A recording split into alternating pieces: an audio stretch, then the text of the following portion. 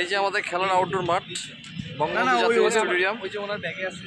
আমরা কিছুক্ষণ আগে মাঠের ব্যবস্থা করে ফেললাম এখানে।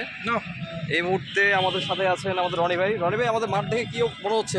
আমাদের মাঠ দেখে মনে হচ্ছে খেলা কেমন হবে? আমাদের অপিনিয়ন টিমরে আমরা মানে কি বলবো, একবারে বালুর গুঁড়ার মতো ফাঁকি বানায় এলাম পিঠে পিঠে। তবে আমার একটা মতামত হচ্ছে, মাঠটা যেরকম বড়, যারা এই টুর্নামেন্টে খেলে তাদের মনটাও বড় হয়ে খেলতে হবে।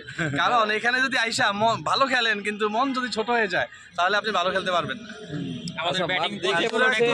পুরো মাঠটাই হচ্ছে ব্যাটিং পিচ। আমরা দেখতে পাচ্ছি যে মাঠটা যে ধরনের মাঠ, এখানে খালি বলগুলোকে ডেলিভারি দিতে হবে মাঠের বাউন্ডারির বাইরে দুইজনে। খুবই সুন্দর একটি পরিবেশ।